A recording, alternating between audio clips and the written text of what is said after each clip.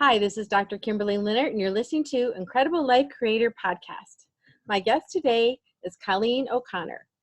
On the surface, Cailin OConnor is an artist, and it is her passion in life to create imagery and artifacts that connect to our soul level awareness. She has worked in universities, art museums, and international schools around the world. What people don't see or know is that she has lived in an unusual existence of seeing and existing in spirit contact since childhood without knowing what it was, and yet living life from this intuitive place, surviving difficult and extreme childhood traumas. Cailin is a creative mentor, and her Healing Visionaries program highlights the healing arts and strong, authentic shamanism. Welcome to the podcast, Cailin.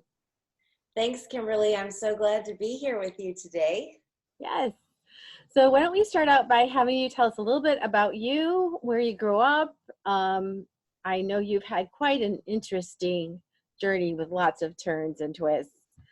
So why don't you let us know how you got to where you are today?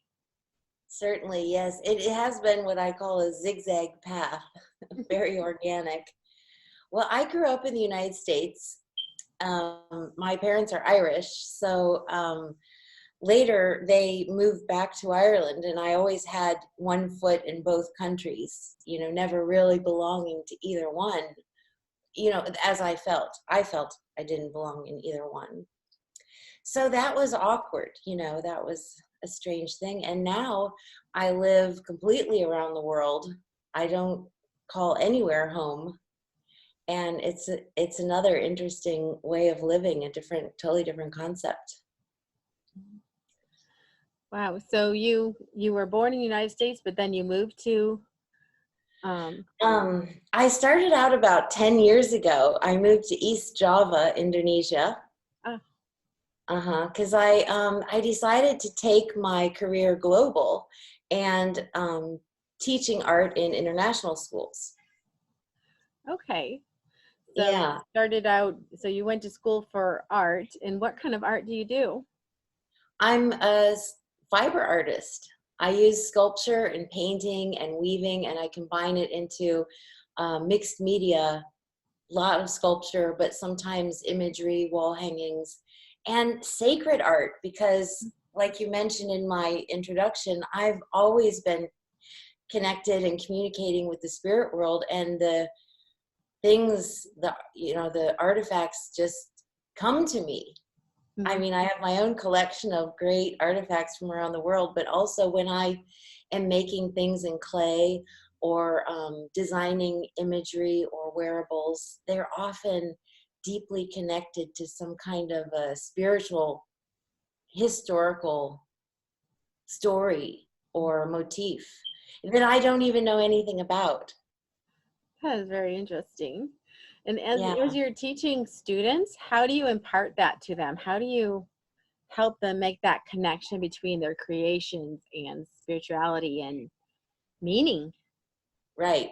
So that's what I'm doing in my new career path, which is not in the K-12 school sector, but working with adults and connecting our lives and what is our deeper soul purpose, using art and using this way of creating to make a sacred object that is not even art anymore. It could be painting, drawing, could be a collage, but way further than any kind of vision boards are great, but this takes it to further extremes of activation, because now this thing, whether it's a sculpture or a painting or some kind of assemblage, sacred tool, rattles, drums, things like that can be made also, embody the thing that you want, the choices that you want, the dreams that you are wishing to bring into your life. And so that high frequency energy now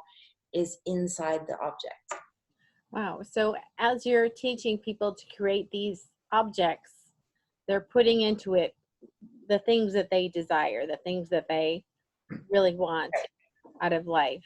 And then they have that special piece that has that, I don't know if you want to say power, that energy in it, which Exactly. makes, yeah, total sense to me. I'm actually an artist, and I make these mandalas, and I made the first one for myself, but I've also made them for other people, and I will sit and think about that person sometimes for 2 months, sometimes Wow. longer. And then I sit and as I'm thinking about them, I'm putting together pieces, symbols that come into my mind that remind me of them. And then I put together this mandala and I paint it and I present it.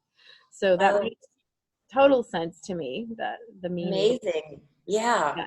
Well, I did do a mandala workshop at the school for the high school students last week, Oh, actually, because mandalas are accessible to a lot of people. They can not be, you don't really have to talk that much about a spirit connection, but using intentions, what I told the students, at the center of the mandala, as you design it out symmetrically, think about what you really want to change in your life or make better or bring in. And so that in that small way, without going too deeply into energy or spirituality, it yes. can work in school too. Yes. And that, it sounds so much deeper than just a vision board where you're taking a picture and pasting it up there. I do that every year though, on Uh-huh. New I do Year's too. Yeah. New Year's Day. That's the thing. Yes, they do work well, but the pieces you're talking about are so special and so personal.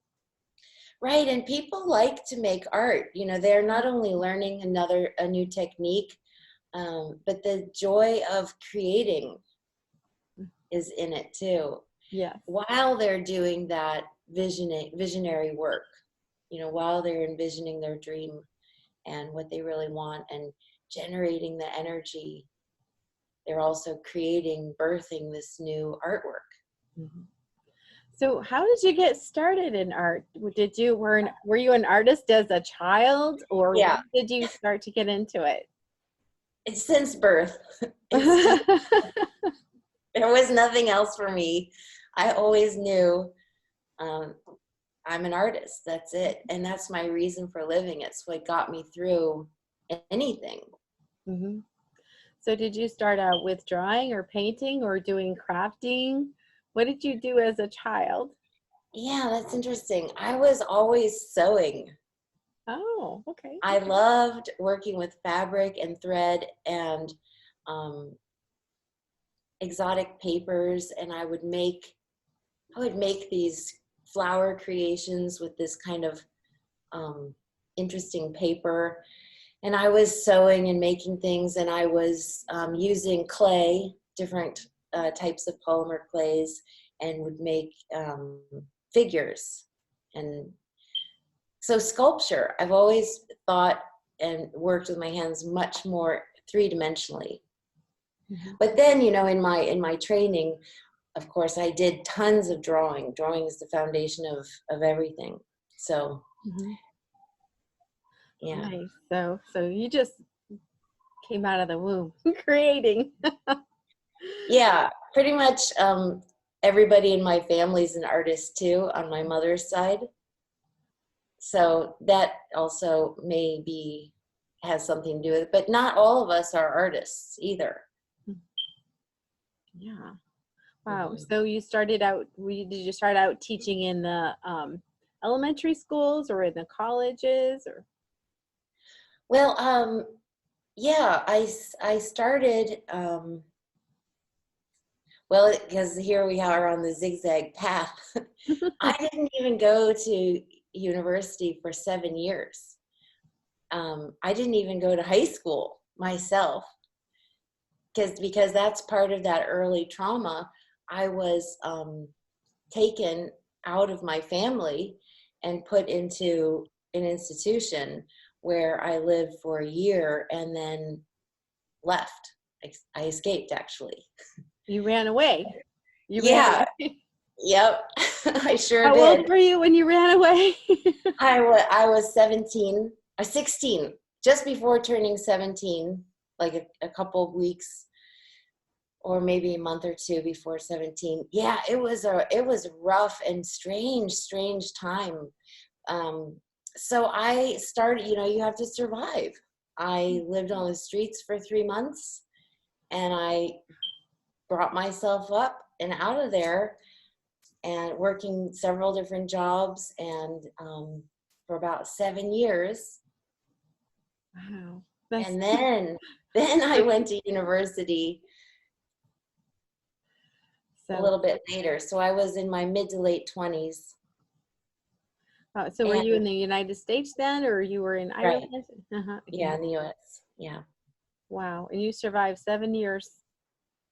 Really is that this is a very young person to Right. deal with that. And yeah, it started when I was 15. That's a tumultuous time Yes. anyway. But actually, in hindsight, I realized that was what people often refer to as the spiritual awakening, or the shamanic path.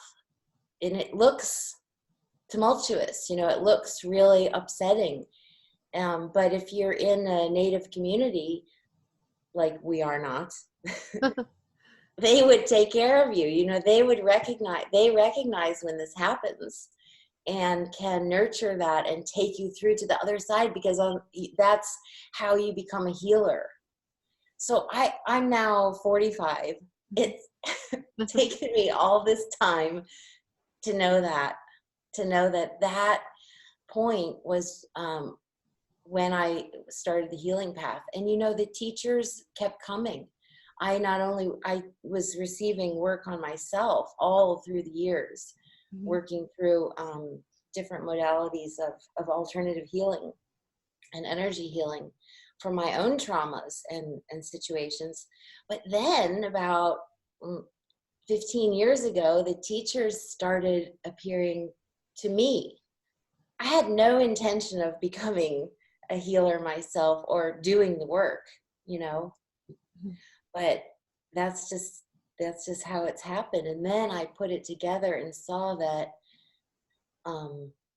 that was the path of the healer way back then.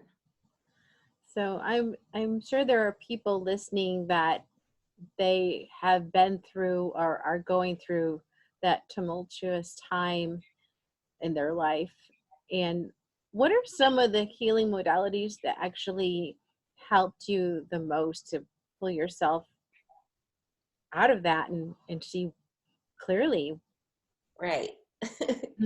Right. And that's really been the magic of life that I was doing, and I didn't know it was called anything. Now it's brilliant, because all over the internet and through many books now being published, it's becoming popular knowledge, a lot of these techniques that I was just doing. This would have been back in the 80s, intuitively, and 90s.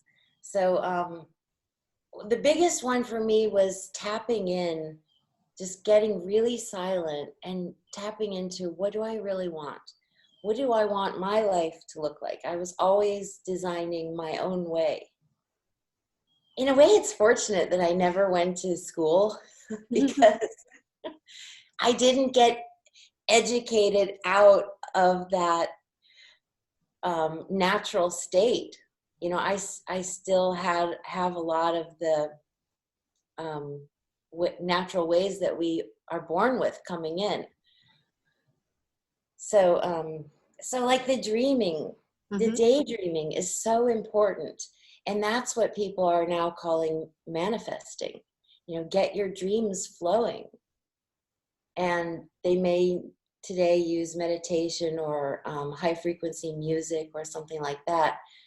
But I was just doing it laying on the bed all afternoon.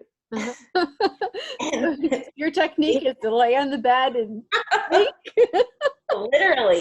literally. And I felt so much better when my whole life and the whole world was zooming around me on the rest of the days, and you don't know which direction to take. Are you really doing the right thing? How upset should you be about this or that? And what do you really want to create? And who is the person you really want to project out in the world?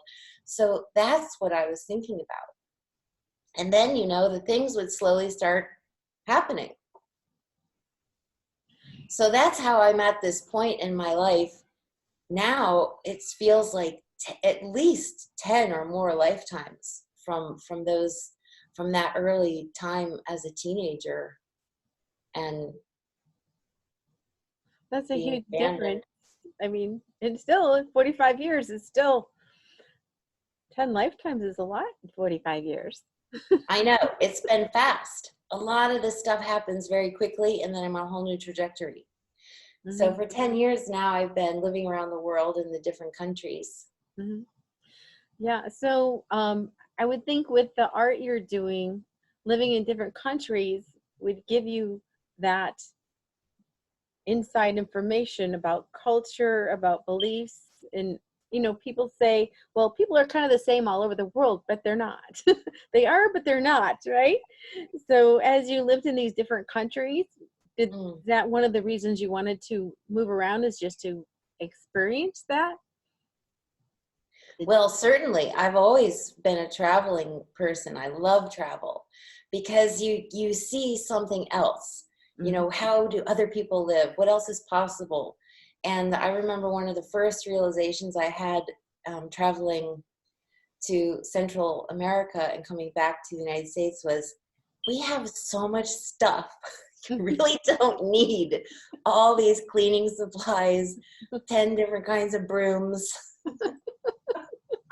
and mops and whatever it is, and just totally different ways of living and being and getting around too. Mm-hmm.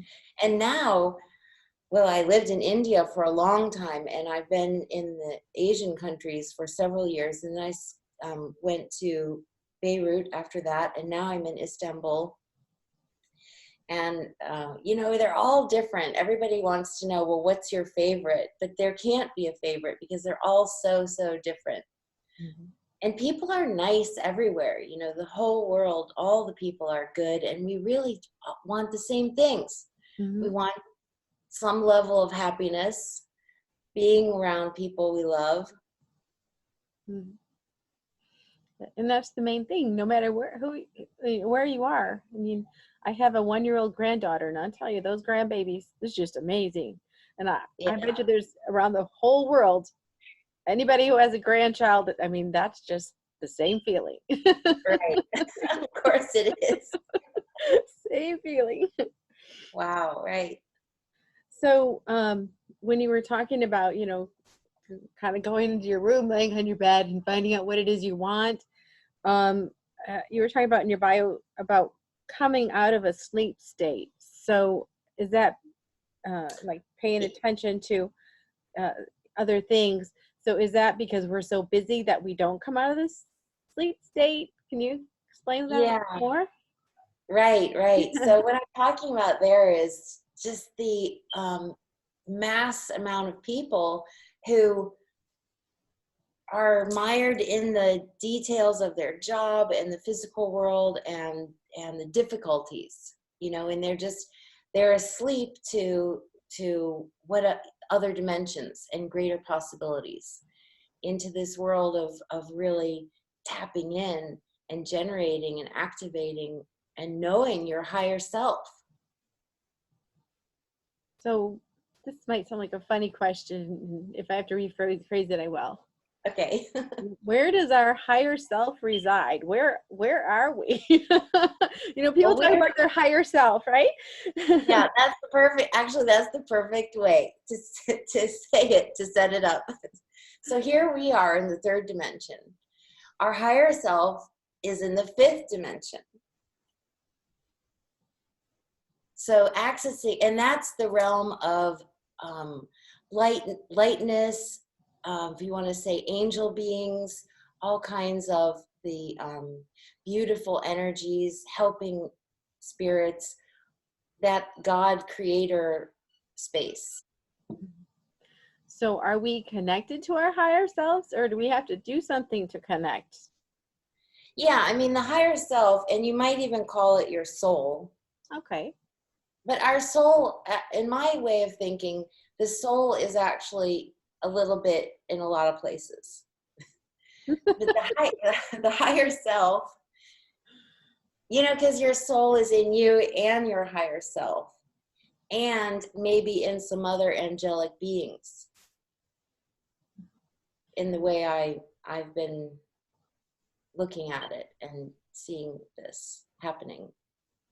So anyway, the higher self is our self that knows our soul path and what we're really supposed to be doing, and lives in that beautiful lightness place, and really helps guide us too when we can connect with that higher self.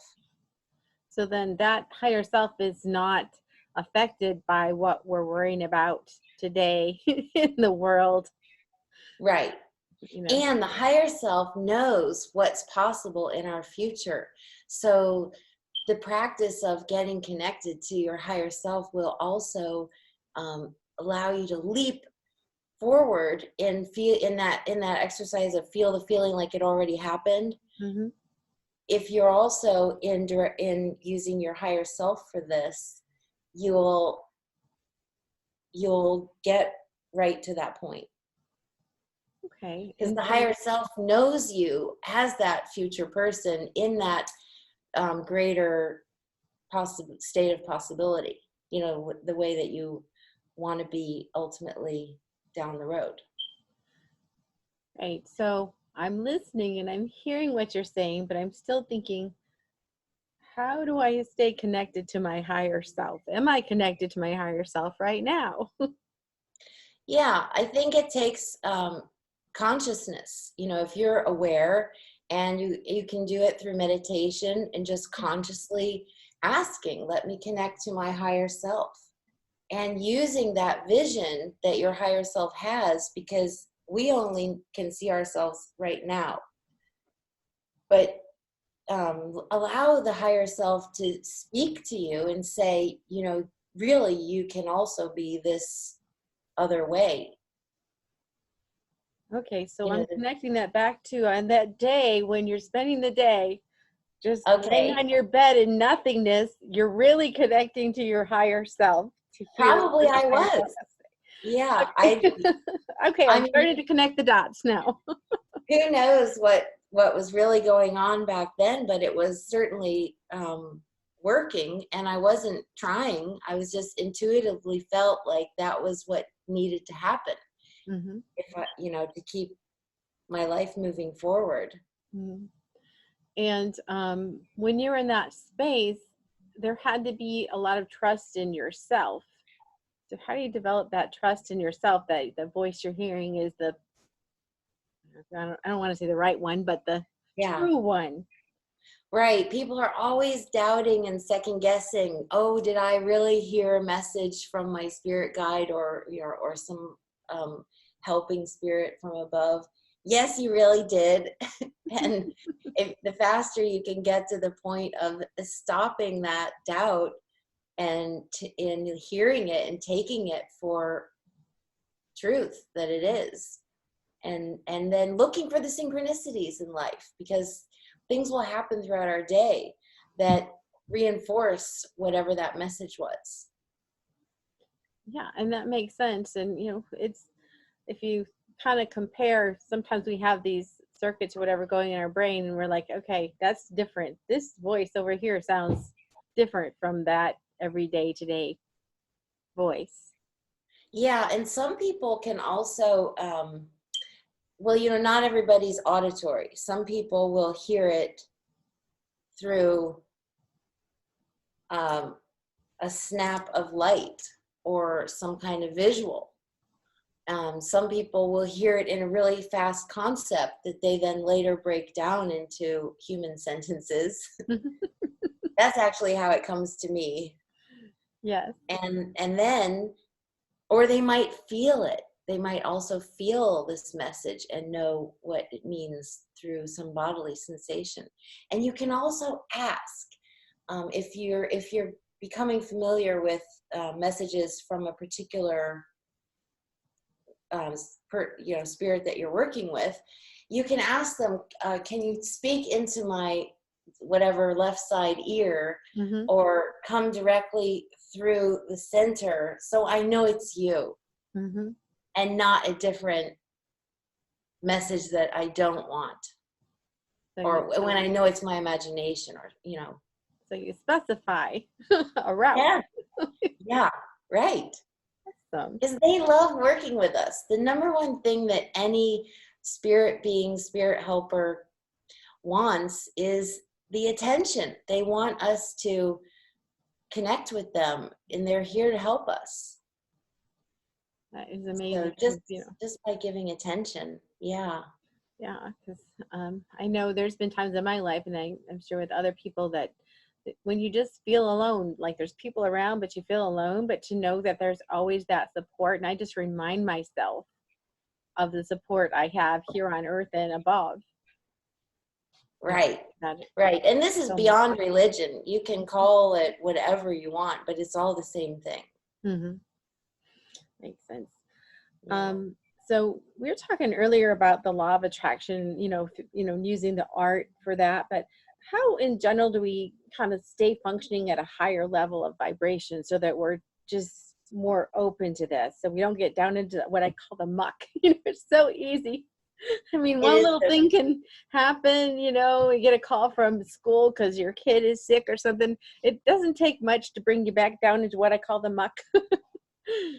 So how do you stay at Yeah. higher vibration?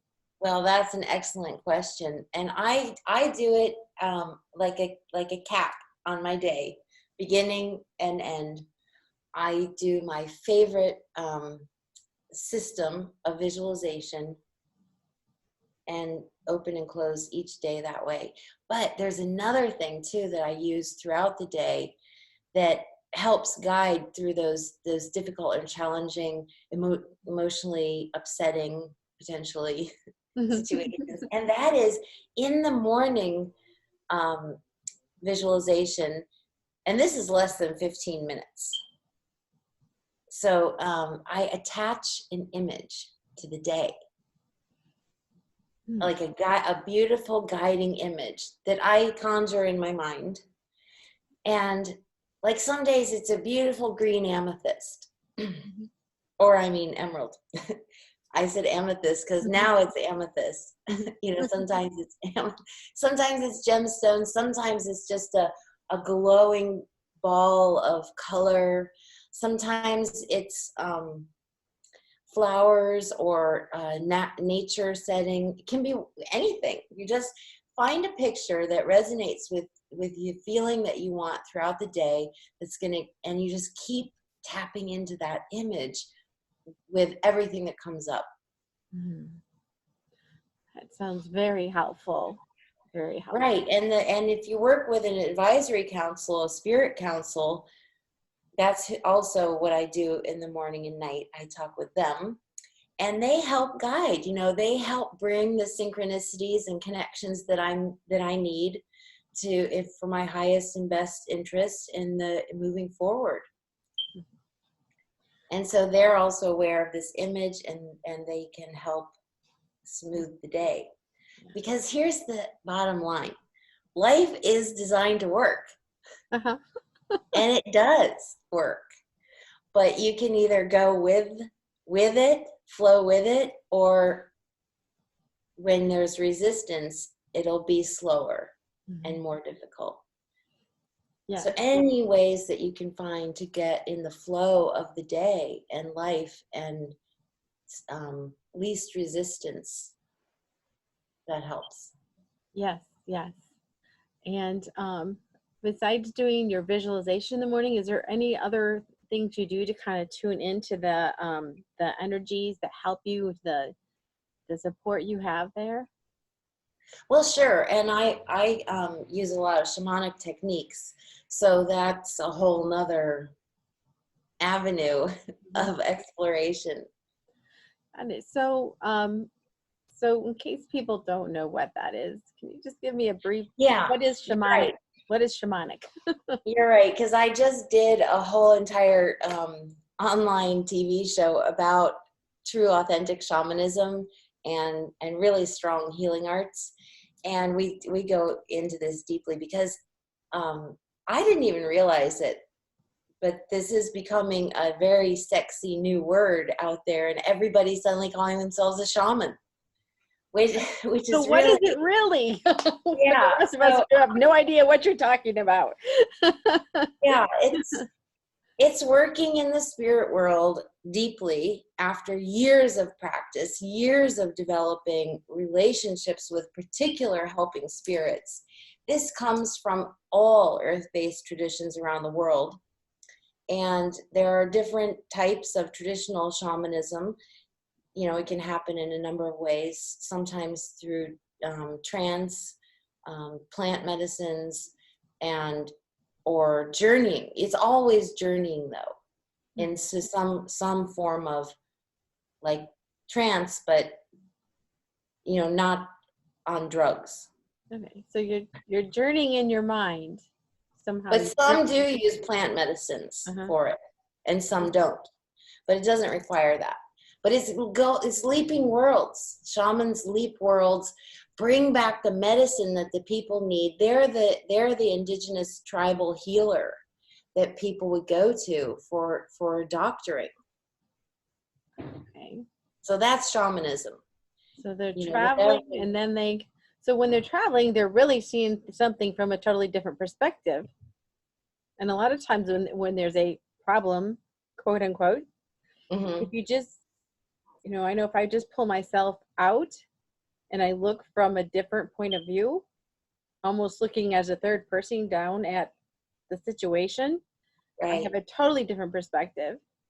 So I was thinking, and I don't know if this is right, but I was thinking that if they're jumping worlds, or if they're going to a different place, when they look back, they're seeing things from a totally different perspective, which they could then find answers that they couldn't find being down here doing what we're doing. Right. And they work with the spirit helpers who tell them, who are already there and seeing the situation, and communicate that to the shaman. And here's what you need to go get. This is what's going to help the person. Or here's what needs to be extracted energetically. Things like that. Wow. I can see why you had to do a whole series on that, because that is deep, and I'm just getting like the very tip of the iceberg from the little conversation we're having. Well, that's actually, I'm glad this came up, because that's a pivotal piece of my story too. It's that they aren't called shamans in the native communities, but it's the same thing. It's that kind of work. So I was living in Oregon, and I was fortunate, super fortunate. I'm still so appreciative of these years I spent in the Native American community in the Lakota family. And in 3 years in ceremony and monthly sweat lodge and Vision Quest up on Mount St. Helens, and all these wonderful opportunities and openings. And that's, I loved it. I just ate it up. This was so natural for me, and I jumped right into it. And that's also when there was a particular Yuipi ceremony, like, they don't say medicine man, but it's that kind of person, is coming down from rural Canada, and he's from Manitoba, and he was going to hold this really strong doctoring ceremony. And I was one of 3 people who received the doctoring. Mine was, as usual, emotional.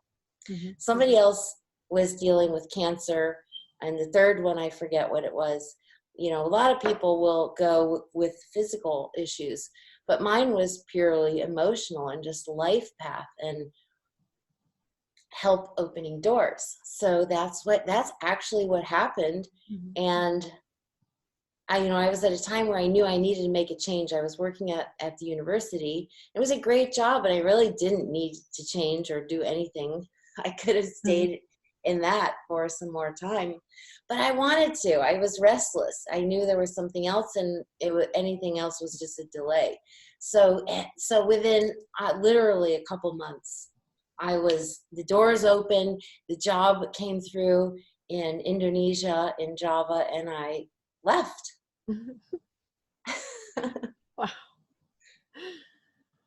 So, Yeah. so what do you feel like the importance is of actually rituals or ceremony in our day-to-day life and also in healing? What's the importance of them? Mm-hmm. Yeah, they're crucial. I mean, there's a wonderful new book published by Sandra Ingerman it's called The Book of Ceremony. And it's absolutely beautiful, small book that you can just flip open. It's got all kinds of ideas for different ceremonies that you can do with yourself, with community members, family members, for a lot of different reasons. And it's just a beautiful way of remaining connected as you move through the days and weeks. Yeah, that makes sense. And I know there's some people that they create their own ceremonies depending on what it is they are want to accomplish or celebrate. A lot of times ceremonies are for celebration, Oh to yeah, for remember sure. things. Yeah, Mhm. right. And giving the thanks and the gratitude, like even I spent the summer at the sea, and I go out and I sing to the sea. And I'm not a singer. I don't ever let anybody hear me sing. But I find that I can do this and singing to the water spirits, and it just feels so good, and I know they appreciate that. And that's a ceremony. Mhm. Having an altar in your house, that's a ceremony too. Mhm. Yeah. Or like you were saying, different pieces of art that you place and you put in a certain place, they have a certain meaning. Yeah. So, yeah. So, what is it in your life? It sounds like you've done so many things, been so many places. What gives you the most joy and happiness in your life at this point? Well, it's really having that spirit connection.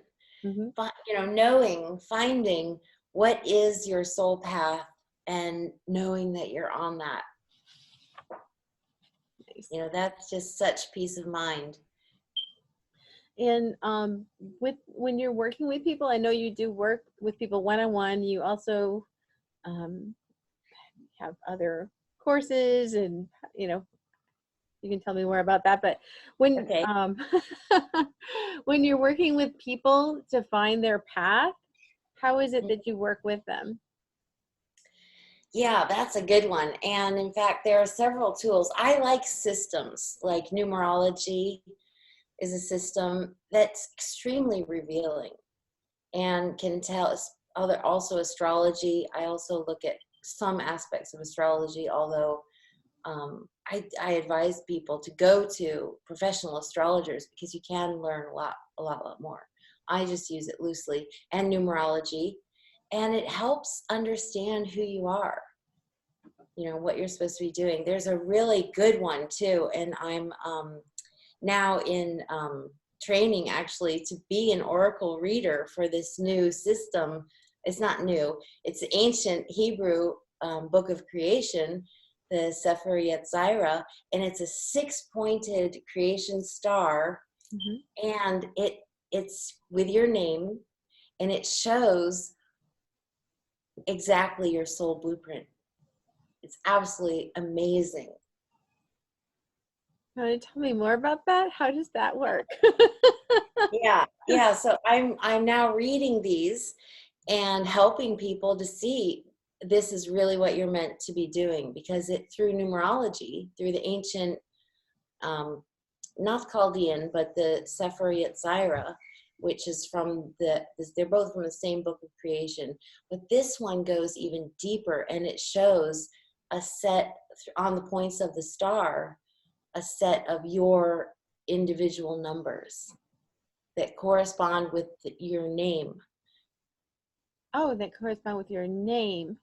Yeah. So then it gives you this whole picture very clearly of your gifts, talents, challenges, and shows you what these gifts, what you're good at, and that this is what is possible. This is what your soul is here to do.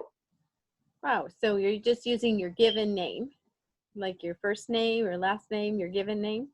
The birth name, Birth exact. So name. you can work in layers. Like I used to have a different name. I did change my name from that early family stuff. I didn't want to keep that name. So but I have to go back to that name for this soul blueprint because that was my original vibration.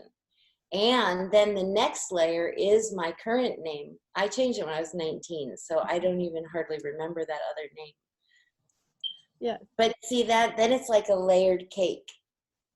And also we have our full name, maybe with the middle name, or the way you do your signature with just a middle initial, or however you like people to call you, maybe a nickname. So all of those become layers. So you use all of them. So you start with the given name, but then Right. you could use the other ones. So when you start with your given name and you find your star, Yeah. and so you see what that says, and then you went to your new name that you gave yourself. Yeah. Was there a big difference between what you saw with the given name and what you saw with your name that you gave yourself? It all adds to it. It doesn't replace it, but it definitely, that first name definitely had point for point the struggles that I faced. Oh, wow. And now with this other, and so that's why, people can be encouraged to change their name slightly, or just, go by a different variation if you want to up level your frequency, if you want to vibrate and bring out other gifts.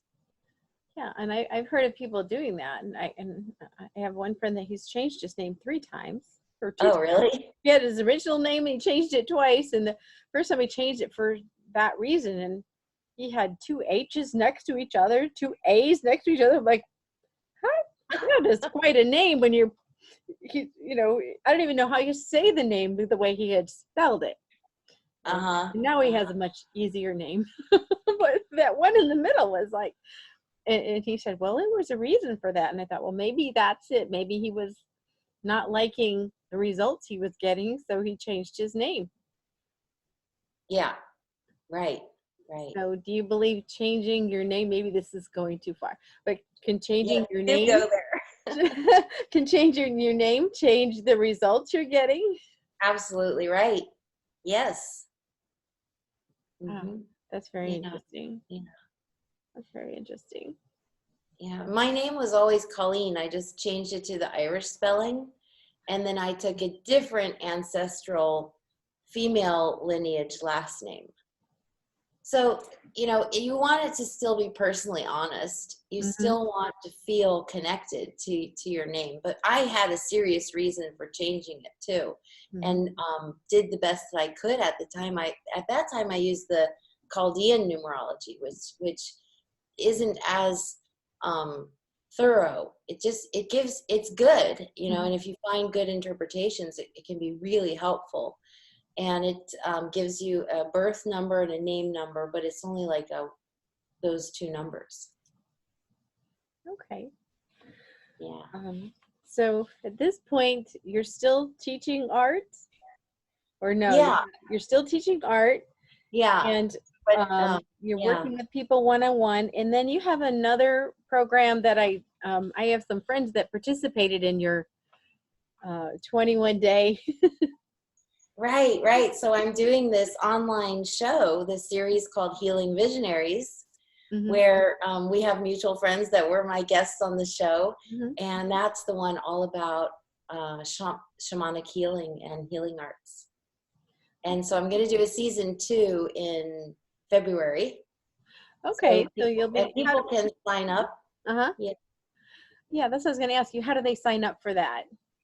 They just go to the website healingvisionaries.com, and that also gives them access to all of my email offerings that I promote. Like, there's going to be some travel opportunities to sacred site experiences. Oh, wow. Yeah, and I do a mentoring program, one-to-one mentoring, and the Star Soul Blueprint readings. Okay, and that's what you were just talking about with the name. So yeah. Oh, wow. Those are really exciting. So how do you have time to do all that? You're doing a lot of things, all different Yeah. directions. Well, I'm phasing out the school. I'm phasing Huh. out the teaching job. Mm-hmm. Yeah, I've got to finish out the year at this school and then make the leap. Yes. Yes. And so you got that, you're preparing for all that. You've been how long have you been working on this to make that transition?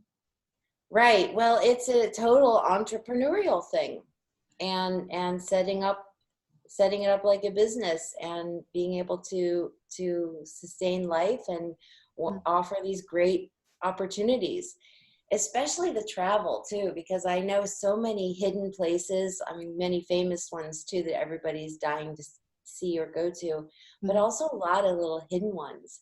And just being in these locations raises your frequency. But then the one-to-one program that I do with people, that's training how to do it inside yourself.